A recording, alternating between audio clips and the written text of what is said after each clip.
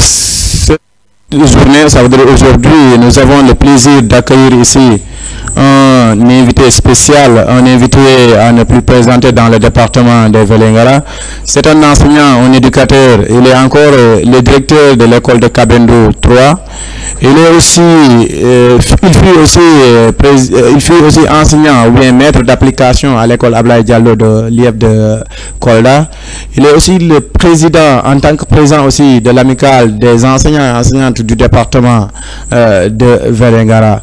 Donc d'abord, il se nomme M. Ibrahim Niang. Donc d'abord, avant d'entrer dans le vif du sujet, nous allons laisser d'abord saluer à notre spectateur de Diallo TV. Bonsoir, M. Niang. Bonsoir. Bonsoir, M. Diallo. Bonsoir, c'est le spectateur de Diallo TV. Voilà, et je vous remercie quand même de m'avoir invité sur ce plateau pour participer de l'amicale. Oui. Voilà, donc merci M. Niang. Donc aujourd'hui nous allons parler sur le thème l'amicale des enseignants, ça veut dire l'amicale des enseignants et enseignants du département effectivement de l'IEF de Vélingara. Avant d'entrer dans le but du sujet, M. Niang, d'abord vous êtes un enseignant, un éducateur. D'abord, je vous taquine d'abord vos premières années dans l'éducation. Comment ça s'est passé d'abord? Oui, bon, ça s'est passé d'abord avec fierté parce que nous avons choisi quand même le métier. Voilà, donc nous, lorsqu'on a fait la formation à Kolda, lorsqu'on est sorti, on m'a affecté à Kuntada. Donc Kuntada qui se trouve juste après, donc sur la route de Pakour, après Maroué. Donc là-bas, j'ai fait 2 mois là-bas, on m'a redéployé pour le poste de Sarinyanchou. Voilà, c'est de là-bas où j'ai fait 6 ans jusqu'en 2012, donc c'est de 2006 jusqu'en 2012. Et j'ai compéti dans les écoles d'application et j'ai gagné le poste de Ablaye Diallo, qui est une école d'application à l'IEF de Kolda. Donc depuis lors, j'étais là-bas, j'ai fait là-bas aussi 6 ans. Et je suis revenu donc, à Kunkane, donc, par ONOS, et on m'a mis à la disposition de l'IEF, et finalement on m'a affecté à Kunkane 3. Donc de Kunkane 3, j'ai gagné le poste de Kunkane et de Kabendo 3, donc en 2020. Donc voilà un peu la ligne que j'ai suivie jusque-là. Voilà, merci de cette présentation aussi, cet rajout. Voilà, M. Niang, donc on va entrer dans le vif du sujet. Donc l'amicale des enseignants, autant pour moi, pas des élèves, mais des enseignants et enseignantes du département de Vélingara. D'abord, nous allons d'abord, comment est née cette amicale d'abord, M. Niang? Voilà, l'amicale, donc nous on l'a trouvée ici. Donc elle est née il y a très longtemps. Donc c'était suite à un décès d'un collègue qui servait ici à Vélingara. Et on devait ramener le corps dans le Sédhiou. Donc il paraît qu'ils sont partis jusqu'à Kolda et sont tombés en panne d'essence. Et il y avait un enseignant donc, de Kolda qui passait et il avait vu les collègues au niveau donc, de la station. Il a demandé qu'est-ce qui se passe, donc on lui a expliqué le problème. Et finalement, à Kolda, ils avaient une structure pareille, donc, qui se nomme l'AKEFE. Donc c'est une association qui est là pour l'entraide de la famille enseignante. Et lorsque on lui a posé le problème, il est parti voir les collègues de Kolda qui ont non seulement acheté du carburant, et aussi ils ont pris un autre véhicule pour accompagner donc, la délégation de Vélingara. Donc lorsqu'ils sont revenus donc de l'enterrement, et ils se sont dit pourquoi pas créer donc ce genre d'association ici à Vélingara. Et finalement donc c'est comme ça que l'amicale est née voilà, au niveau de Vélingara. Voilà, merci de cette bref rappel. Donc M. Niang, la deuxième question, comment avez-vous pu réussir pour être à la tête de cette amicale des enseignants? Voilà, donc depuis la création de l'amicale, donc elle était à un moment en léthargie. Et finalement, lorsque l'IEF Samba est venu, Donc, il a jugé nécessaire quand même de redynamiser cette amicale. Parce qu'il a vu que l'amicale a eu une importance capitale. Donc, en tout cas, dans l'éducation ici à Vélingara. Et il nous a appelé, donc il a fait appel donc à tous les codecs, les responsables de codecs de Vélingara, qui ont en tout cas donné, chaque codec a donné 3 éléments pour former donc le comité, en tout cas l'assemblée générale. Et de cette assemblée générale, on a formé le comité directeur. Et c'est le comité directeur qui a élu le bureau. C'était en 2023, en mars, le 25 mars 2023. Donc c'est comme ça donc, que j'ai été élu à la tête donc, de l'assemblée, de l'amicale, voilà, par les enseignants donc, qui étaient présents. Voilà, cette amicale, il y a des enseignants qui y adhèrent. Comment se font les adhésions? Comment les enseignants comment ils peuvent faire pour adhérer à cette amicale-là? D'abord, qui est membre, donc c'est tous les enseignants du département de Vélingara. Donc, tous les enseignants qui sont quand même sous l'autorité de l'IEF, ils sont d'office membres de l'amicale. Et maintenant, donc, il y a des critères. Parce qu'on a aussi fixé donc, un règlement intérieur donc, qui va en tout cas gérer tout ce qui se passe donc, dans l'amicale. Voilà, donc, et aussi, il y a des cotisations qu'on fait par année. Donc, c'est 2000 francs par an. Donc, celui qui est enseignant et qui s'acquitte donc de cette cotisation, il est membre de l'amicale. Il est membre de l'amicale. Ok, pour l'adhésion, vous avez combien d'adhérents dans cette amicale-là? Bon, la première année, donc les gens, on n'avait pas les 50% quand même, mais on a quand même aux environs de 30-40% des adhérents. La première année, donc en 2023, lorsqu'on est venu, en tout cas dans le bureau. Voilà, donc depuis lors, donc il y a les enseignants souvent, donc quand on demande de l'argent tout le temps, donc c'est des problèmes. Voilà, donc c'est ça. La première année, donc on avait quand même un peu d'adhérents et on a pu régler donc beaucoup de problèmes. Voilà, on va revenir sur. Vous avez dit il y a des cartes membres que l'enseignant doit accepter, qui revient à 2000 francs. Quelle autre source de revenus avez-vous pour que l'amicale marche? Effectivement, pour les cartes de membres d'abord. Tout enseignant qui donne sa cotisation, il a d'office sa carte de membre. Donc, on peut dire que la carte de membre, elle est donnée donc, gratuitement. Et la carte membre, c'est pour 4 ans. Donc, on avait commencé en 2023. Et celui qui donne ses 2000 francs d'office, donc on lui donne sa carte de membre. Voilà. Et aussi, donc, les activités qu'on a eu à mener, donc, qui nous permettaient quand même de renforcer un peu la caisse.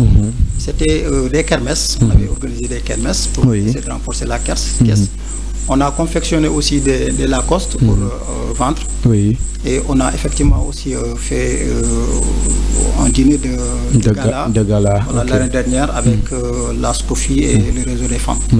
Donc ce sont ces activités-là qui nous permettent quand même d'avoir quelque chose dans la caisse en dehors donc des cotisations. Et on attend aussi s'il y a aussi des gens qui peuvent quand même donner volontairement des dons. Donc on est aussi preneur. Voilà, après ces revenus-là, effectivement, il y aura des bénéficiaires. Comment sélectionnez-vous ces bénéficiaires-là? Voilà.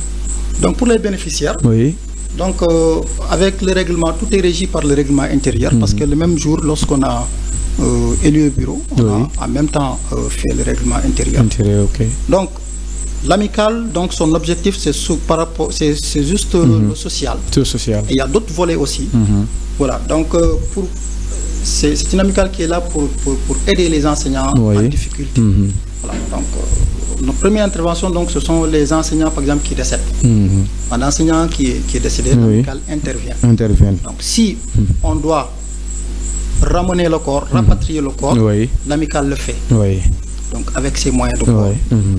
Même si c'est d'ici à Dakar, donc l'amicale va évoquer le corps. Voilà. Et aussi, si ça ne nécessite pas une évacuation, il y a une enveloppe donc, qui est fixée par le règlement intérieur. Voilà, donc si le collègue décède et qui ne nécessite pas donc d'évacuation, donc on donne une enveloppe de 50 000 francs. 50 000. De 100 000 francs. 100 000 francs. Okay. S'il y a nécessité donc d'évacuation, on donne une enveloppe de 50 000 francs. Plus donc les frais de transport qui seront pris en charge, par l'amicale. Il y a aussi donc les collègues qui perdent donc le décès d'un conjoint ou bien d'une conjointe. L'amicale aussi intervient à hauteur donc de 20 000 francs, puisqu'on n'a pas trop de moyens. Les moyens sont insuffisants. Ces chiffres peuvent quand même être s'améliorer. Si le collègue perd un de ses fils ou bien une de ses filles, donc l'amicale aussi intervient à 20 000 francs. Si aussi le collègue perd son père ou bien sa mère, donc l'amicale intervient aussi. Voilà. Et aussi les enseignants qui sont malades. Surtout ça. Surtout ça, les enseignants qui sont malades, donc une longue maladie, donc on intervient à hauteur de 75 000 francs.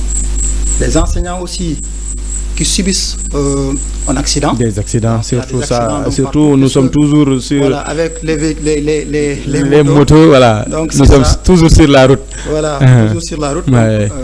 L'amicale aussi intervient donc de 50 000 francs. Et si le collègue aussi a des problèmes, donc il est entre les mains de la justice, donc l'amicale aussi effectivement intervient. Voilà. Donc, merci de cette information. Donc, maintenant, pourquoi les collègues n'adhèrent pas? Pourquoi tous les collègues n'ont pas... Quel est l'obstacle des collègues pour qu'ils puissent adhérer à cette amicale-là, vu que l'amicale est là pour eux? Donc, c'est ça, l'amicale, comme vous l'avez dit, l'amicale est là pour les enseignants. Donc, la première année, on a fait beaucoup de sensibilisation. On a sillonné les cellules dans les villages. Je pense que ceux qui sont au fond, donc dans les villages que je salue, au passage vraiment, qui sont vraiment des enseignants vraiment très remarquables et vraiment qui font un travail vraiment remarquable. Et on a fait ces villages-là pour sensibiliser les gens. Mais bon, la première année, c'est vrai qu'il y a quelques enseignants qui ont donné, surtout donc dans la zone de Nemataba. Donc eux vraiment, il y avait beaucoup d'adhérents là-bas. Et la zone de Djaoué Kabendou, voilà, Kandiaï aussi, voilà, ils ont massivement participé. Voilà, peut-être que c'est la deuxième année, mais tout le monde sait qu'il y a la structure qui existe. Maintenant, je ne sais pas exactement quel est le problème, parce que souvent, donc, nous, enseignants, j'ai l'habitude de taquiner souvent, c'est une maladie quand même, pour sortir de l'argent, c'est tout à fait un problème pour nous. Peut-être que donc, on n'a pas beaucoup de ressources pour cela. Voilà, donc c'est ça, on ne connaît pas exactement quel est le problème. Voilà, effectivement. Voilà, donc, chers enseignants et enseignantes du département, l'amicale est là pour vous, donc allez adhérer à cette amicale.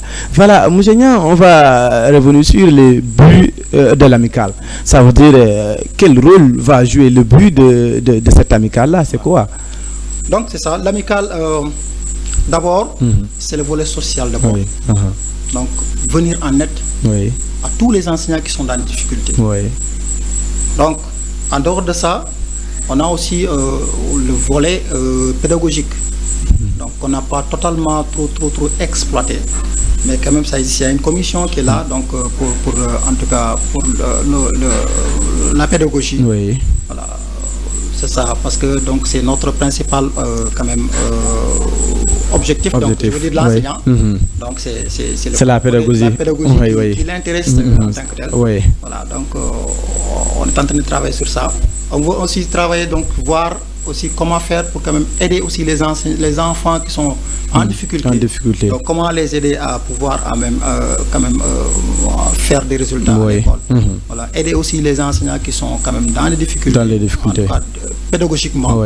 Voilà, il y a des candidats qui sont là. Et vraiment l'enseignant, l'amical aussi doit être là pour les encadrer surtout. Pour les encadrer, oui. C'est ça. Ok. Voilà, donc, chers téléspectateurs de Diaoubé TV, donc nous sommes toujours ici sur votre chaîne Diaoubé TV. C'est l'émission Parlons Éducation. Donc, comme invité, M. Ibrahima Niang. M. Ibrahima Niang, quelles sont les perspectives de cette amicale que vous voulez projeter en tant que président de cette amicale? Donc, on l'a dit, donc nous sommes, présentement, nous sommes presque à terme de notre mandat, puisque le mandat est de 2 ans renouvelable. Oui. Donc, au mois de mars, Oui. on va terminer donc nos 2 ans. Et si on sera toujours là, il y a tout le temps il y a des perspectives qu'on a quand même envisagé de faire, parce que l'amicale, Oui. faut aller au-delà. Parce qu'on a vu donc des structures qui sont là Oui. et qui, des fois, ils donnent des billets pour aller à la Mecque. Oui. Les enseignants peuvent le faire. Il y a des structures qui sont là, qui ont aussi leur boutique. Oui. Les enseignants peuvent le faire. D'autant plus que chaque enseignant a une boutique là où il peut. Si on avait par exemple une boutique juste pour les enseignants, Oui. donc je pense que ça serait quelque chose de très intéressant. Oui. Donc aussi, je l'ai dit tantôt, en tout cas, les billets pour la Mecque, oui. pour chaque année, on peut même faire un tirage. Oui. Chaque année, on envoie un enseignant à la Mecque ou à Rome. Oui. Pourquoi pas? Donc tout ça, ça peut être donc dans les perspectives, de l'amicale. Oui. Voilà. En tout cas, le problème donc c'est si tout le monde s'y met, si tout le monde s'y met, donc on pouvait quand même ces objectifs. Ces objectifs-là. C'est ça. Ok. Voilà. Donc vous êtes en tête de cette amicale-là. Quelles sont vos réalisations en tant que président? Comme vous l'avez dit que votre mandat tire à sa fin, en quelques mots, quelles sont vos réalisations? Voilà, donc on nous a confié donc la tâche quand même de venir en aide aux enseignants qui sont dans les difficultés. Oui. Et on a beaucoup fait sur ce plan. Oui. Donc nous avons des collègues qui sont décédés depuis 2023, 2024, surtout en début 2024, on a eu beaucoup de collègues qui sont décédés. Surtout. Et pour chaque décès, vous avez vu, donc je vous ai parlé donc du montant. Du montant, oui. Qu'on a alloué donc à la famille. Donc tout ça, ça a été fait. Il y a des enseignants qui ont perdu leurs enfants.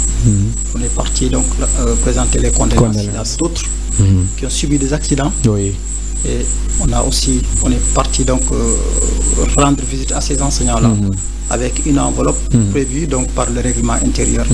Voilà, on a beaucoup fait. Il y avait même un collègue qui était décédé donc dans Nemataba et qu'on a ramené le corps dans le Goudomp. Dans le Goudomp, ok. Donc ça a été fait. Et il y a beaucoup de choses qu'on avait. En tout cas, dans le cadre donc du social. Oui. On avait beaucoup fait donc pendant donc l'année 2023-2024. Oui. Voilà. Donc par faute de moyens aussi, on ne pouvait pas quand même satisfaire tout le monde. Tout le monde. Parce que dans la caisse, à un moment, il n'y avait rien du tout. Donc on ne pouvait pas. Donc c'est vrai qu'il y a d'autres enseignants qui étaient dans le besoin et que la caisse ne pouvait pas supporter. Donc c'était vraiment malheureux. C'est indépendamment de notre volonté. Voilà, parce que donc la caisse à un moment n'avait rien. Donc c'est ça. Donc en tout cas sur le plan social, on avait beaucoup fait. On avait beaucoup fait donc parce qu'il y avait beaucoup de collègues décédés. Oui. Voilà, merci M. Niang encore une fois. M. Niang, sur le cas des collègues qui n'adhèrent pas, ça veut dire qu'ils ne sont pas adhérents, est-ce qu'ils peuvent bénéficier de ces fonds-là? Bon, là non, donc tout le temps, donc, nous on se réfère au règlement intérieur. Oui. Donc tout collègue qui ne s'acquitte pas de sa cotisation, il ne peut pas bénéficier des prestations de l'amicale. Oui. Donc là c'est partout, hein, pratiquement quand vous voyez donc les structures pareilles. Oui. Donc les gens qui ne sont pas membres, ils ne peuvent pas quand même bénéficier des prestations. Est-ce qu'il n'y a pas de cas exceptionnels, M. Niang, parce que ça arrive? Bon, parce que nous on on nous a élus sous la base donc du règlement intérieur. Donc on est obligé donc de suivre le règlement intérieur. Donc si on ne le suit pas, après, donc vous aurez des critiques. On va rendre compte. On va rendre compte. On va rendre compte au moment. À un moment, on va rendre compte et donc tout ce qu'on avait fait. Qui n'est pas prévu par le règlement intérieur, je sais que les gens vont nous interpeller par rapport à ça. Donc, pour ne pas quand même, en tout cas, avoir ces critiques, donc mieux vaut quand même se fier au règlement intérieur. Et d'ailleurs, ce règlement donc, a été photocopié et balancé donc, dans tous les codecs donc, et dans toutes les zones. Voilà, aussi, encore une fois, merci M. Nia. M. Nia, il y a un de nos collègues qui est incarcéré au niveau de la MAC de Kolda, en l'occurrence M. Ganou. M. Nia, pour cette amicale, qu'est-ce que vous avez fait pour ce collègue-là? En fait, dans le règlement intérieur aussi, donc, il y a ce cas qui est prévu. Donc on a dit que tout enseignant qui est entre les mains donc, de la justice, l'amicale doit intervenir. Donc, lorsqu'on on nous a informé donc, de la situation, on est parti voir la famille. D'abord. Pour quand même s'enquérir de la situation de la famille, parce que c'est très difficile. Quelqu'un qu'on a incarcéré depuis plus d'1 an, je veux dire. Et c'est très difficile. C'est dur, Il a une famille, donc c'est un collègue que je connais très bien. On était donc dans la même école à Koungkané 3. Voilà, donc on est parti voir la famille avec une délégation donc, composée par moi-même et des doyens. Et on a vu la famille et on a décaisser ce qu'on devait décaisser. En plus de ça, il y avait des enseignants qui ont encore donné leur participation. Surtout la zone de Diaoué Kabendou. Donc les gens ont donné. Donc on avait fait du porte-à-porte pour quand même demander aux gens quand même de donner, parce que c'est pas facile. C'est pas facile. Et personne ne sait ce que l'avenir réserve. Voilà. Surtout ça. On peut être donc dans cette situation et on a besoin quand même de soutien, en tout cas à l'endroit quand même de nos collègues. Voilà, donc c'est ça. On est parti voir la famille, comme je l'ai dit, on a donné une enveloppe pour quand même un soutien d'abord. Mais malheureusement, on n'est pas parti à Kolda pour le voir. On avait programmé, mais avec quand tu programmes des fois, donc souvent avec l'enseignement, tout ça, voilà, la classe. Les aliénats. Nous sommes détenteurs de classe aussi. Donc c'est pas facile parce que là-bas, les heures de visite, ce sont des heures ouvrables. C'est des jours ouvrables, surtout ça. C'est ça, c'est des jours ouvrables. Et vraiment, donc la seule quand même souci pour moi, donc c'était de ne pas aller le voir à Kolda. Donc c'est ça, l'amicale quand même a eu à intervenir par rapport à ça. Voilà, après ce geste social, qu'allez-vous faire encore? Parce qu'il est toujours au niveau de la prison. Qu'allez-vous faire en tant qu'amicale? D'ailleurs, même cette année, nous y sommes. Donc, puisque dans la caisse, pratiquement, il n'y a rien du tout. Les gens n'ont pas adhéré depuis l'année dernière. Donc, et cette année aussi, il n'y a aucun collègue qui a donné sa participation d'abord, donc à ce que je sache. Donc on a quand même commencé donc des démarches pour quand même aider le collègue là à pouvoir sortir donc, de la prison. Voilà. Donc on a demandé à chaque, donc je lance un appel par rapport à ça, je lance un appel à tous les enseignants, parce que c'est un collègue, il a servi pendant plus de 15 ans. C'est vrai que même s'il est fautif, mais quand même il a eu à former beaucoup de générations. Surtout ça. Il a eu à former beaucoup de générations. Donc cela seulement pouvait suffire pour quand même qu'il ait, par exemple, la liberté, un peu de clémence. Même si c'est la liberté d'abord provisoire en tant que... c'est ça. Avant qu'il soit jugé. Très bien, très bien. Donc il est toujours là-bas. Donc je lance un appel à tous les collègues. Si tous les collègues du département, tous les enseignants du département et enseignants du département de Vélingara donnaient chacun 1000 francs, on pouvait lui trouver un avocat. Vous avez. Et nous sommes sur cette lancée.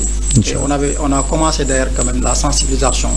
Et je sais que peut-être les collègues vont réagir. Ils vont réagir. Et quand on aura terminé, on va peut-être trouver un avocat pour lui. Et on envisage même cette année d'aller le voir à Kolda.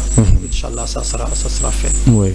Mais la famille, donc, on est régulièrement avec la famille. Oui. Même dans l'école là où j'étais, donc, on faisait quand même des cotisations pour aider un peu la famille. Oui. C'est ça. Voilà, merci M. Niang. Donc cette nouvelle, nous le vivons jusqu'à présent, car M. Gano est toujours incarcéré au niveau de la MAC de Kolda. Donc, chers enseignants et enseignantes, l'appel est lancé avec le président de l'amicale des enseignants et enseignants du département. Donc, tout le monde s'y met d'abord dans nos écoles, par cellule, par codec, tout ça, donc par commune. Donc tout le monde doit se mobiliser pour cet acte noble, parce que tout en sachant, c'est un homme qui a servi cette nation, qui a formé des générations, et tout le monde est appelé à lui donner un coup de main pour qu'il puisse sortir de cette prison. Encore une fois, M. Niang, cet appel, je crois bien, ça sera entendu par tout le monde, par tous les enseignants, et aussi les bonnes volontés, parce que les enseignants seulement, c'est pas les enseignants seulement qui vivaient avec lui. Il y a des boutiquiers, autres, voilà, tout le monde. Donc tous les bonnes volontés sont appelés à faire un geste noble. Donc, M. Niang, durant votre magistère, qu'est-ce qui vous a marqué en tant que président de l'amicale? Bon, ce qui m'a marqué pratiquement... Oui. Parce que ça ne manque pas des choses qui vous marquent dans la vie durant cette magistère-là. Ouais. Surtout, vous gérez des cas sociaux. C'est effectivement dur. Oui. Ce qui m'a marqué surtout, ce sont les enseignants que je vois au fin fond des villages qui abattent quand même un travail vraiment remarquable. Je le dis vraiment chapeau à tous les enseignants qui sont quand même dans les villages. Quand vous allez dans les villages, donc on a eu à faire la sensibilisation.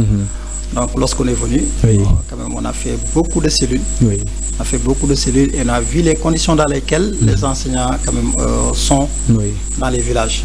Vraiment chapeau à eux. Et moi je ne souhaite pas quand même vraiment être à leur place. Mais quand ils sont là-bas, vraiment donc qui sont en train donc d'abattre ce travail-là, moi je dis vraiment chapeau. Parce que bon, moi j'ai pas la chance, c'est vrai que mon premier poste c'était dans un village, un peu reculé, mais bon, je n'ai fait que 2 mois là-bas et on m'a ramené donc à Koungheul pratiquement. Donc c'est ça, ça m'a marqué d'abord, la manière dont ils vivent là-bas, la solidarité qui existe entre eux. Donc vous voyez donc des enseignants qui en tout cas qui s'organisent pour quand même, voilà, être ensemble. Oui, et être dans les meilleures conditions de vie et surtout de travail aussi. C'est ça, c'est ça. Ce qui m'a aussi, j'ai eu à faire quand même beaucoup de connaissances. Voilà, les collègues donc que j'ai connus donc, à travers donc l'amicale. Voilà, et je leur dis bonjour quand même de passage. Oui, voilà, M. Niang, votre appel envers ces enseignants-là, quel sera votre message? Oui, c'est d'adhérer massivement à l'amicale. Parce que c'est une structure très importante. Oui. Parce que quand je sors mes 2000 francs, les 2000 francs donc c'est par année. Chaque année, 2000 francs, ce n'est rien du tout. Parce que chaque jour, on dépense plus de 2000 francs. Plus de 2000 donc, francs. Les 2000 francs que je vais donner, qui vont servir donc, à un autre enseignant, je pense que c'est quelque chose. Donc je demande quand même aux gens d'adhérer à l'amicale massivement. Donc, parce qu'on ne sait pas ce que l'avenir nous réserve. On peut être aujourd'hui bien portant, et quand on sort donc de ce studio, quelque chose peut nous arriver. On ne sait pas. Et on aura besoin quand même donc, du soutien des collègues. On aura forcément besoin du soutien des collègues. C'est pour cela que je demande vraiment aux gens quand même d'adhérer massivement à l'amicale. Parce que si on ne s'entraide pas, personne ne va venir nous aider. Parce que nous d'abord, il faut qu'on se serre les coudes, qu'on essaie quand même d'être solidaires les uns des autres. Et vraiment, si on le fait, donc en tout cas, on va vivre donc dans en tout cas je ne dirais pas dans de bonnes conditions, mais quand même bon, on sera quand même solidaire entre nous. Solidaire, ouais. Voilà, il y aura moins de problèmes. Moins de problèmes. Ouais. Et même s'il y aura les problèmes, donc ça ne manque ça pas. Ne manque pas. Et si vous voyez, vous avez un problème et que vous voyez un collègue à côté qui vient vous aider, donc c'est réconfortant. Oui, c'est réconfortant. Voilà. Donc, chers téléspectateurs de Diaobé TV, donc avant de terminer cette émission, nous allons laisser notre invité à donner son dernier mot, M. Niang. Voilà, d'abord je vous remercie. Oui. Je vous remercie vraiment de m'avoir invité sur ce plateau donc de Diaobé TV. Oui. Excusez-moi. Oui, c'est comme ça. Donc, je vous remercie énormément d'avoir eu cette occasion de parler donc de l'amicale. Oui. Et parler aussi du collègue qui est entre les mains de la justice. De la justice, oui. Voilà. Et aussi souhaiter quand même tout le monde une bonne année scolaire. Oui, donc, comme on vient de débuter donc l'année. Oui, l'année scolaire. Voilà. Donc d'ailleurs même on était avec le choix des épreuves. Oui. Donc pour le premier trimestre. Ok. Voilà, donc je souhaite à tous les enseignants en tout cas une bonne carrière. Oui. Et moins de problèmes. Oui, surtout. Et aussi quand même qu'on termine l'année en beauté. En beauté. Voilà, et aussi prier pour les collègues qui nous ont quittés. En tout cas que le paradis soit leur demeure éternelle. Voilà, et que Dieu leur pardonne donc les péchés. Oui, amen. Voilà, donc c'est ça. Amen. Et vraiment, je demande à tout le monde quand même d'adhérer à cette amicale-là. Oui. Vraiment, je vous remercie beaucoup. Oui. J'ai vu l'autre jour ce que vous êtes en train de faire. Oui. Vous êtes en train de faire un travail vraiment remarquable. Merci. Et j'ai vu une vidéo par rapport à ça, où donc vous parlez donc du collègue qui est incarcéré. Oui. Voilà, vraiment, donc on vous remercie par rapport à ça. Oui, merci. Monsieur Niang. Donc le temps nous permet, on peut revenir un peu en Wolof pour nos sœurs arabisants, d'autres arabisants et arabisantes. Donc monsieur Niang, ñu tënk ci tuuti ci Wolof rek. Kon ko temps bi permet nañ ko. Donc ñu ngi fii ci Diaobé TV ci émission Parlons Éducation. Ku ñu invité nag mooy enseignant jàngalekat la fii ci commune Diaobé Kabendou, mais aussi directeur la ci école Kabendou 3, mais nekkoon na tabi maître d'application école Ablaye Diallo de Kolda, et moom moo nekk président, ça veut dire moom moo jiite enseignant jàngalekat ak jàngalekat yu jigéen yëpp ci département de Vélingara. Donc turam mooy monsieur Niang. Asalaamaaleykum monsieur Niang. Waaleykum salaam. Voilà, maa ngi rafetlu émission bi. di la remercier aussi de ñu dalal fii ci plateau de Diaobé TV. Oui. Voilà, pour waxtaan ci amicale bi. Voilà, maa ngi nuyu aussi seen téléspectateurs. Oui. Voilà, di leen jaajëfal aussi ci seetaan bi. Voilà jërëjëf monsieur Niang. Monsieur Niang, amicale bi mu ngi fii, ça veut dire amicale enseignants et enseignantes du département Vélingara. D'abord lan moo tax ngeen créer amicale bi d'abord? Voilà, amicale bi dañ ko créer yàgg na buñ ko créer. Donc ñun fii lañ ko fekk. Bu ñu ñëwee fii lañ ko fekk, mais dafa nekkoon ci ay jafe-jafe. Voilà, amicale bi ñu ko créé à partir de am na ko benn enseignant bu gaañoon fii ku ko à Vélingara. Donc ñu waroon yóbbu corps bi ci Sédhiou, dans le Sédhiou. Oui. Donc bu ñu ñëwee ba Kolda dëgg naa seen oto bi dafa tomboon en panne parce que amuñu woon carburant bu doy. Donc amoon na benn enseignant bu nekkoon bu doon servir Kolda. moo doon jàll laajte leen lu xew ñu expliquer ko ne ko dañu daan yóbbu suñu benn collègue bu gaañu. Mais dañoo panne essence. Léegi mu leen xaar leen ma ñëw léegi moom bu mu demee expliquer xaritam yi nekk foofu parce que ñoom aussi dañu am benn kuréel. bu mel ni kuréel amicale bi. Voilà, département Kolda bi yëpp. D'ailleurs même bokkoon naa ci kuréel ba bu mu nekkoon Kolda. waay. Voilà, man maa nekkoon secrétaire kii kuréel mu ngi tudd AKEFE. Voilà, association pour l'entraide de la famille enseignante. Voilà. Ok. Donc bu mu demee gis bureau bi. ñi leneen amul benn problème parce que enseignant la. Waaw. Donc ci la ñuy ñëw def carburant ci oto bi. En même temps aussi jëlaat beneen oto gunge leen. léegi bu ñu enterré ba pare bu ñu ñibbisee Vélingara ci la ñu xalaat ne bon pourquoi pas ñu defaraat ñu samp kuréel bi. comme waa Kolda lañ ko defee. donc noonu la amicale bi jutee. voilà jërëjëf amicale bi juddu na léegi yow nan nga def ba nga nekk ci boppu amicale bi. voilà comme lu ma ko waxee amicale bi dafa juddoon mais après dafa nekkoon ci ay jafe-jafe. léegi bu IF Samba mooy inspecteur. Déthiou Samba voilà Déthiou bu ñëw bu nekkoon fii. que nous saluons de passage ñu ngi koy nuyu. voilà vraiment c'est un ami vraiment. c'est ça un gars vraiment très éloquent. voilà vraiment maa ngi koy nuyu de passage. donc moom bu mu ñëwee. ba 2023. ci la ne amicale bi donc comme mu ngi am na papier yi fi nekk. donc il faut que ñu redynamiser amicale bi il faut ñu taxawaat amicale bi. gën a taxaw mu gën a am doole. waaw bu ko ñu gën a taxaw jox ko gëdd très bien. donc noonu la wooyee codec responsable de codec bu nekk. mu envoyé ko 3 éléments ak responsable de zone bu nekk. envoyé ko 3 éléments. donc noonu la ñuy defee boobu ñoo formé bureau bi assemblée bi. voilà léegi après ñu kii bu nekk codec mu nekk jël benn membre pour former comité directeur bi. voilà bu ñu former comité directeur bi ñu noonu lañ demee élection. donc ñaata candidat ngeen nekkoon. bon ñun bi ma daan nekk président ñun candidat ñun ñeent la woon. ñeent ok donc bu ñu demee dañuy neex ñu dem concerté wu. léegi après ñu concerté wu léegi kenn désisté mooy Babou. voilà moom maa ngi koy nuyu de passage. vraiment moom c'est un gars vraiment formidable.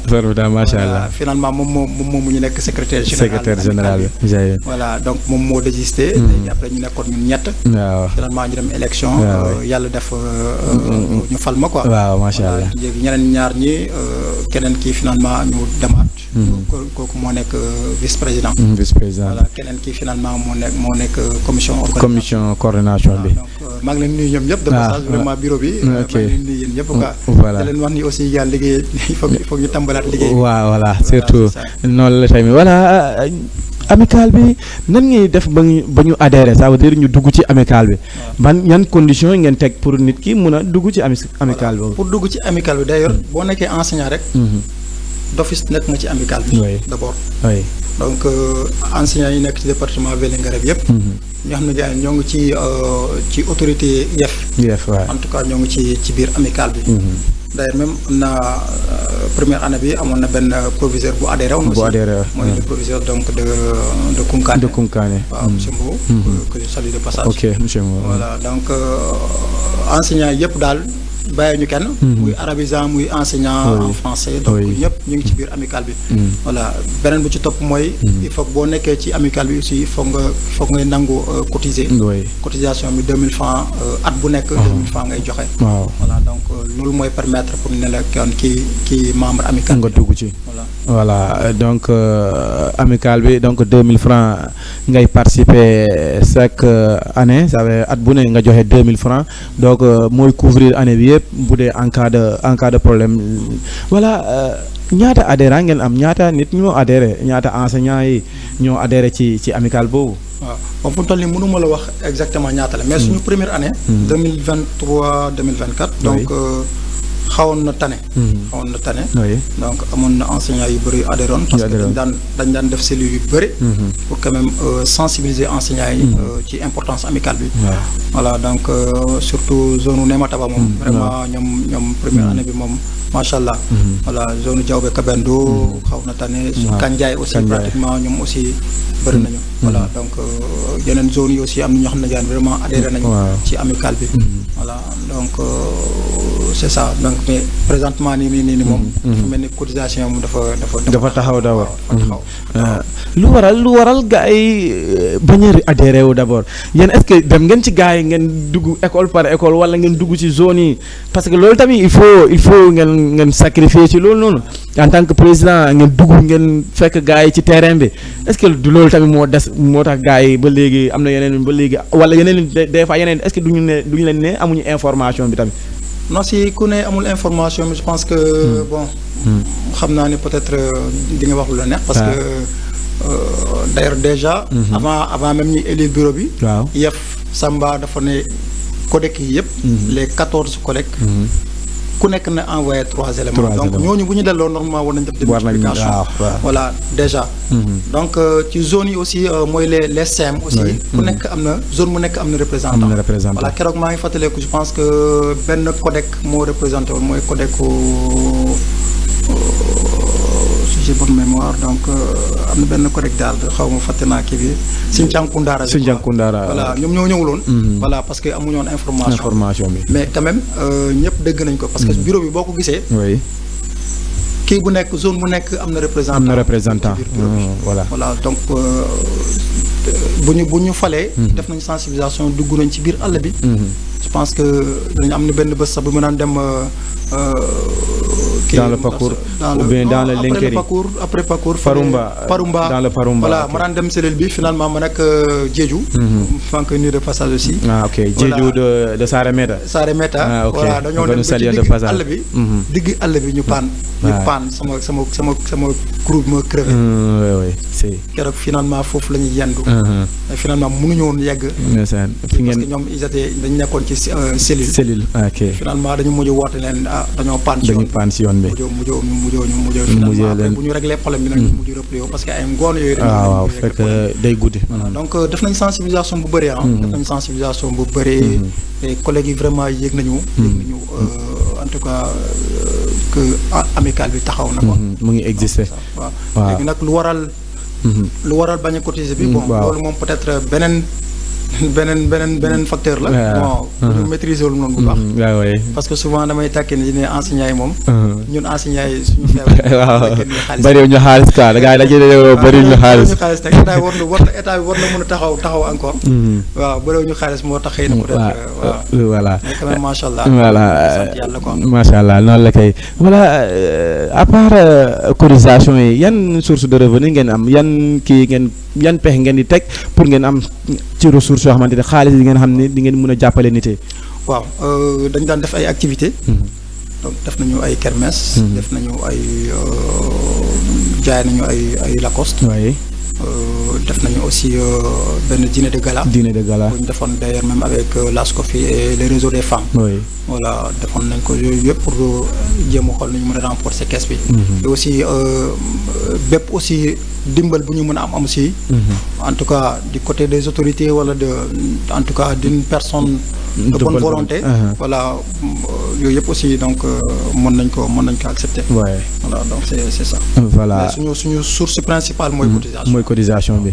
waaw voilà donc source principale bi mooy cotisation bi après cotisation yooyu noonu ni ngeen di sélectionner gars yi pour ñu jot parce que xaalis bi ñoom ñooy joxe xaalis bi tamit mooy dellu ci ñoom léegi nan ngeen def ba ngeen sélectionner gars yooyu noonu yoo xamante ne dañ leen di dimbal.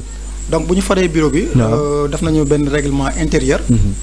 donc buy wane naka la ci gérer. amical bi.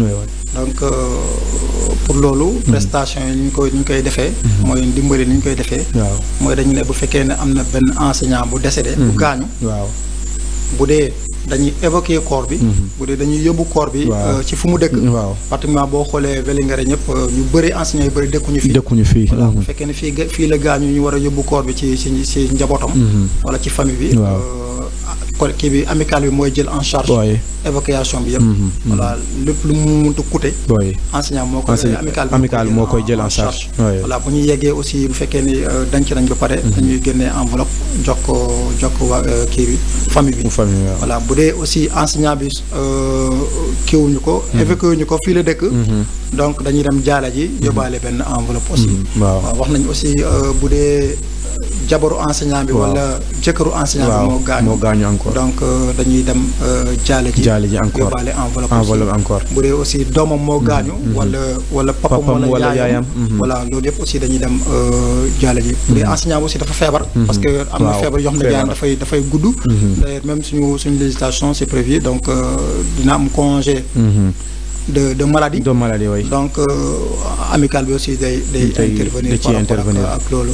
enseignants yoo xam ne gars dañuy subir ay accident waaw donc yooyu tamit aussi da ci def loo xam. très bien enseignant aussi bu fekkee ne aussi am nga problème ak justice mais ba ñu jàpp la. donc amical bi aussi dafay da ciy jouer rôle am. voilà à part aspect social bi rek ban aspect tamit nga ni doxalal. ci amical boobu. donc amical bi buñ ko créé nii. donc volet social bi la ñu gën a taxaw. la ñu gën a taxaw. donte am na yeneen volets yi nekk ci biir amical bi. donc comme volet pédagogie donc ñun enseignants yi suñu liggéey mooy jàngale. donc ci wàllum jàngale bi. donc amical bi aussi normalement dafa waroon taxaw xool naka la ñu mën a dimbalee benn enseignant bi mu mun a améliorer ses performances. naka la ñuy mën a jàppale benn enseignant buy ut. diplôme. voilà CAP wala CAP.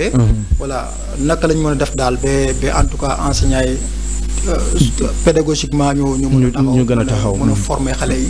voilà loolu aussi bokk na ci biir amical bi. voilà c'est vrai que donte exploité ñu ko bu baax parce que dans les cellules. nit ñaa ngi def liggéey boobu. voilà comme ñëpp ci biir amical bi lañu bokk. donc liggéey bi dafay continuer. voilà après ça monsieur Niang kii bi ñu delluwaat tuuti ci mooy.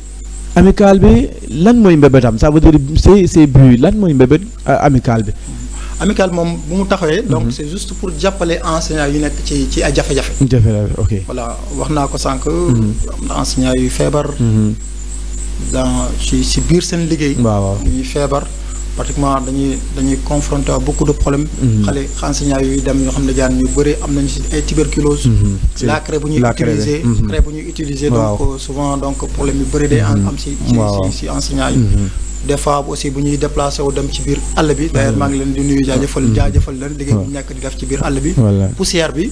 yoon yi baaxul poussière bi tout le temps donc day indi ay feebar. donc amical bi dafa taxaw pour loolu. pour mun a jàppale bépp enseignant bu nekk ci ay jafe-jafe. voilà amical bi daal loolu mooy principal objectif. voilà bi nga falee ba léegi ci tête amical bi yan liggéey ngeen di def yoo xamante ne amical bi ça veut dire enseignants yi ñoom rafetlu nañ ko.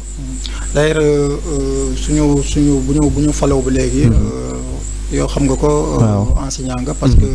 depuis 2023 bi 2024 donc surtout début 2024 bi waaw amoon nañu enseignants yu bëri yu gaañu surtout bëri yu décédé vraiment enseignant bu décédé te ñu xool ni yaa ngi cotiser donc forcément def nañ dara waaw donc boo xoolee enseignants yi gaañu foofu ñu gaañu fii yëpp waaw dem nañu jaale famille bi am na ñoo xam ne aussi gaañ évacué nañu corps bi corps enseignant bi waaw ci famille bi loolu yëpp def nañ ko am na enseignant aussi yaan yu am accident yooyu dem nañu gis ne enseignant yooyu am na ñoo xamante ne aussi dañoo feebar am na ñu perte seen i doom am ñu perte seen i yaay wala seen i pap ñooñu ñëpp aussi bu fekkee ni yaa ngi cotiser rek def nañ ko c'est vrai que à un moment parce que caisse bi dafa dem bi amatuloon dara parce que nit ñi cotisation bi demeewul noonu donc ñooñu c'est vrai que am na ñoo xam ne gaan commencé nañ cotiser am nañu naqar mais amical bi ñëwul pour kii leen mais au moins bu fekkee ne dégg nañ ko dañuy woote wax leen di leen masawu voilà mais quand même nañu comprendre ni du suñu coobare waaw des fois sax suñuy déplacement parce que amuñu budget suñuy déplacement ñun ñooy def suñuy essence ñooy def suñuy bu ñuy dem sensibilisation ñooy def suñu essence suñu duñ ko jël ci caisse bi donc suñu propre moyen lañuy jëlee def sensibilisation wala bu ñaree def dara waaw c'est ça voilà vraiment jot nañ def lu bëri voilà ci 2023 bi surtout 2024 voilà après ça yan taxawaay taxawaay enseignants yi lañ nar a def pour ñu gën a adhéré wu ci amical bi parce que amical bi mu ngi fii pour ñoom nan la ñuy def pour ñu gën a ñëw dugg ci amical bi. c'est ça parce que li ñuy def mooy surtout cotisation yi rek. bu fekkee ne aussi enseignant am na kenn ki nga xam ne gaan gis na kenn ki nga xam ne am na relation boo xam ne gaan mën na dimbali enseignant bi amical bi donc nous sommes preneurs ñoo ngi xaar seen i réaction mais le problème mooy cotisation yi problème mooy cotisation yi man maa ngi ñaan enseignant yi yëpp cotiser parce que 2000 francs du dara 2000 francs at bi yëpp nga joxee benn 2000 francs parce que benn anecdote am na bu ñu demoon seeti préfet. oui le préfet bu gën bu nekkoon Vélingara. donc dañ ko demoon seeti pour présenter ko structure bi. mais après bu ñu ko nee 2000 francs la enseignant di cotiser. mais daf ñu après lu ñu génnoon ci bureau bi. on était sorti vraiment petit. parce que mun nañu il peut pas concevoir que les enseignants cotisent 2000 francs par année. Oui. D'autre part, nous avons cotisé 10 000 francs par mois. Par mois, oui. Nous, nous concevoir, quelles que soient les explications, nous devons défendre, mais quelles que soient les explications, nous devons comprendre qu'un enseignant peut donner 2 000 francs par année. Par année. Et nous avons aussi boobu sax pour jot ko sax problème la mais bon il veut pas comprendre maa ngi ñaan enseignants yi quand même ñu jàpp ci amical bi parce que dafa am njëriñ voilà donc ñu mën a continuer seen cotisation mën a dimbale seen i mbokk enseignants voilà donc appel bi lancé nañ ko ñëpp ku nekk enseignant wala enseignante ci biir IEF Vélingara amical bi mu ngi fii pour yow donc amical bi lu muy am ressources yu muy am yëpp bu ko jotee ba pare en cas de problème ça veut dire en cas parce que kenn ñaanu ko da ngay jox xaalis bi kenn ñaanu ko bénéficier ci xaalis bi même si voilà yàlla mooy dogal mais kenn ñaanul bénéficier ci xaalis bi mais boo ko joxee da nga koy jox yoo xamante ne pour en cas yow boo amee problème mun nañ la dimbali mun nañ daw voilà ñëw gëtanu la voilà jàppale la parce que du nakar dong nit yi la ñuy am na yeneen aspect yi ñuy am nga xamante ne boo amul ku lay soutenir ku lay jox voilà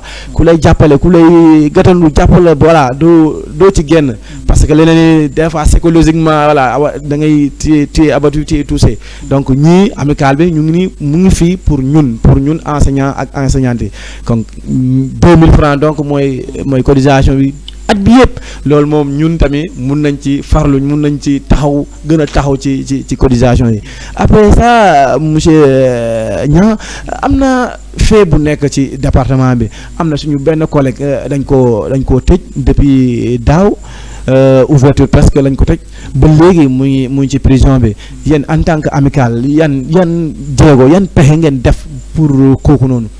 voilà donc maa ngi profité ci antenne bi di massaw collègue boobu. lu ko daal vraiment ñaanuñu ko kenn. donte jombul kenn.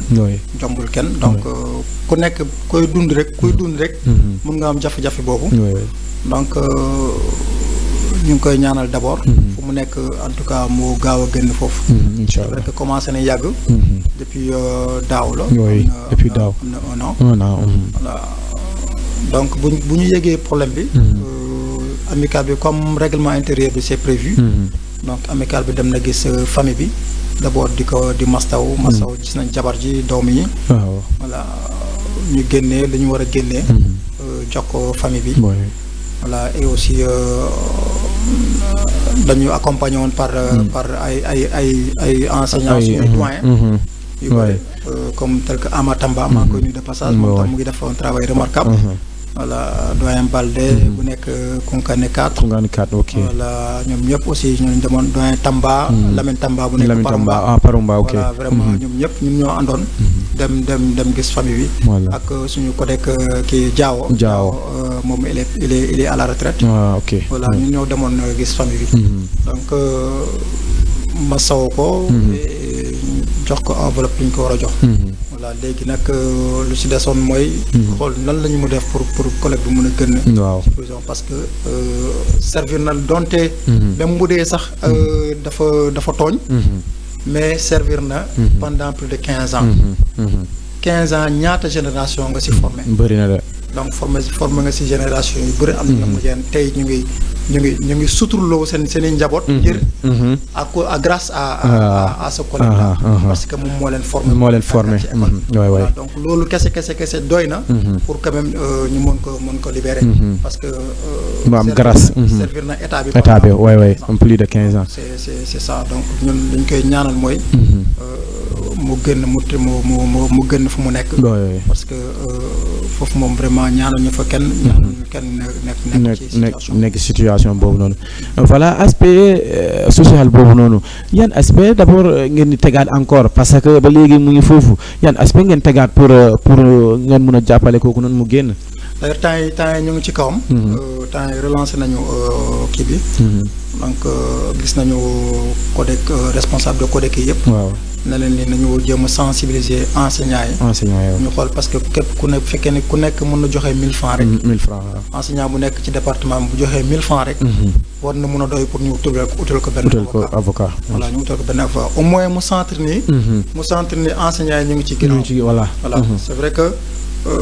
situation bi dafa compliqué. mais mu xam ne enseignant ñi ci ginnaaw donc loolu ñun mën nañ ko def.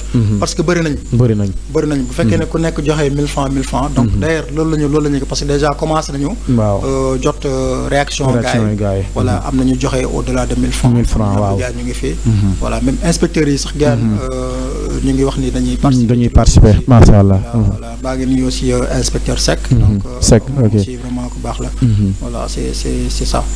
ci loolu lañ nekk instant yii nii ñu ngi yëngalaat do kii bi pour ñu mën a au moins ut benn avocat mën na ko taxawal mën na ko incha allah bëgg nañu ren aussi dem seeti ko ci li mu nekkee foofu waaw parce que métti na trop parce que ñun ay détenteurs de classe lañu classe lañu nekk des fois pour nga bàyyi xale yi pour dem yeneen kii dafay métti trop parce que heure de cours la voilà heure ouvrable bi lañuy ngay bind parce que loolu tamit il faut nga bind pour nga seet ko il faut une autorisation te autorisation boobu da nga koy déposer xaw ma 48 heures ama 72 heures avant donc nga mën a koo seeti effectivement loolu la quoi léegi ren incha allah bëgg nañu def délégation mooy dem seeti ko mu xam ni ñoo ngi ci ginnaawam c'est vrai que famille bi en tout cas ñoo ngi jàppale famille bi sincèrement macha allah voilà ñoo ngi jàppale man mi sax ñoom ñoo bokkoon école bu affaire bi xewee ñun ñëpp dañoo joxante loxo dem d'abord régler problème mu dund famille parce que chef de famille boobu nekkul ci kër ga ci kër ga voilà pour kii xale yaa ngi foofu xale yi ñu ngi foofu jabar ji mu ngi foofu donc voilà famille bi daal vraiment ñu ngi leen di nemmeeku de temps en temps voilà léegi nag lu ci des mooy ñu jëm a fexe xool ni ñu mën a def ba collègue bi gën a moo tax mooy lancer appel enseignants yëpp nañ ci jàpp vraiment parce que kenn xamul lu lay dal waaw voilà ku nekk mën na nekk ci benn même situation donc jàppalante dafa am solo voilà c'est ça waaw voilà donc ñun jàngalkat yi donc c'est le moment ñu jàpp ci bu baax a baax parce que d'abord ci biir suñu école yi mun nañ ci def cotisation yi ci biir suñu cellules yi ci biir suñu codec yi ci biir même suñu commune bi mun nañ gérer boobu noonu donc après ñu décentraliser ko après ñu yóbbu ko au niveau central parce que amical bi mu ngi fii d'abord mun nañ ci yóbbu cotisation yi ci amical bi mu gérer ko ci normal lu ci yoon moom lu ci yoon def moom ñoom dinañ ko autant pour moi ñoom luñ ci ñoom mun nañ ci def donc amical bi mu ngi fii pour ñun tamit nañ ci nekkal pour amical bi donc président léegi yan message ngay lancer mooy sa dernier mot ci émission bi. waaw d'abord di leen remercier. di leen remercier surtout monsieur Diallo. ci liggéey bi nga nekk di def. voilà maa ngi lay suivre keroog sax maa ngi suivre benn vidéo bi ngay wax ci collègue boobu. vraiment maa ngi lay remercier. ci liggéey bi nga nekk di def. merci voilà di remercier seen téléspectateurs yi. Diaoga TV. merci voilà et aussi di remercier aussi lu ñu permettre aussi ñu wax waxi amical bi. waaw donc c'est la première fois ñu koy def ci télé. donc ñu ngi lay remercier ci loolu. inchallah voilà di ñaan aussi suñu collègues yi yëpp suñu collègues enseignants yëpp. di leen wax ne nañ jàpp ci amical bi. parce que amical bi dafa am solo. dafa am solo c'est vrai que. bon ñu bëree presque ñëpp yëg nañ quoi yëg nañu existence amicale bi mais dinañ wax ni ñu jàpp ci amicale bi parce que kenn xamul ëllëg lu muy doon surtout parce que nit ki c'est vrai que wax nga ko sànq ni da ngay cotiser ba pare ñaanoo bénéficier wu ci xaalis boobu voilà ñaanoo bénéficier wu ci xaalis boobu donc booy cotiser da ngay juste cotiser pour ne bu fekkee ne sama benn collègue am na jafe-jafe que xaalis boobu parce que déjà loolu asaka la voilà yàlla rek moo lay fay quoi voilà 2000 francs mu ngay sànni noonu du dara mais dara la ci kanam yàlla li ma lay fay aussi kii la maa ngi ñaan appel maa ngi lancé un appel donc à l'endroit de tous les collègues ñu mën a adhérer massivement à l'amicale voilà bu ñu ko defee entre nous dinañ mën a jàppalante entre nous waaw donc waxoon naa ko sànq. waaw buñ ko defee daal. dina kenn duñu xamal dara. voilà parce que yeneen problème dina am. amical bi moo koy réglé si saa si sans que ñeneen yëgu ko sax yëg ko sax. voilà ci saa si waaw loolu la. voilà nañu ñëpp jàpp ci amical bi. comme ça ñu mën a avancer. voilà donc jërëjëf monsieur Niang donc maa ngi jaajëfal suñu invité bi ci taxawaayam parce que yombul nga déplacer nit surtout ci weekend bi donc maa ngi koy jaajëfal bu baax a baax donc chers téléspectateurs de Diaoubé TV c'était votre émission Parlons Éducation. Avant de terminer, je vais d'abord faire un coucou à mon directeur de Sareboura, monsieur Baldé, monsieur Ibrahima Baldé. Je vous salue et aussi mes collègues monsieur Aïdara, monsieur Mbalo, monsieur Boiro, les dames. Donc je vous salue tout le monde encore une fois, chers téléspectateurs. Merci de nous avoir suivis et à très bientôt pour une autre émission Parlons Éducation. Mais moi tout aussi sama collègue yi ma nekkal école. Si en tant que directeur voilà. Voilà ñu lay mere. Diaw vraiment moom dafa am naqar sax parce que. massa. Voilà jabar ji moo am tuuti problème. Massa. Monsieur Balde, monsieur Diouf aussi maa ngi leen di remercier yëpp di remercier aussi sama jabar. waaw waay. C'est ça muy kër ga. La première dame coucou. maa ngi koy nuyu aussi waaw. di nuyu ñëpp waaw suñu doyen yëpp. Amatamba. oui ñun ñoo nekkoon fële ci. waaw ci soir épreuve des épreuves te dimanche vraiment. c'est pas facile. Voilà, c'est ça maa ngi nuyu ñëpp quoi. ok voilà merci chers téléspectateurs encore une fois merci à très bientôt pour une autre émission Parlons Éducation.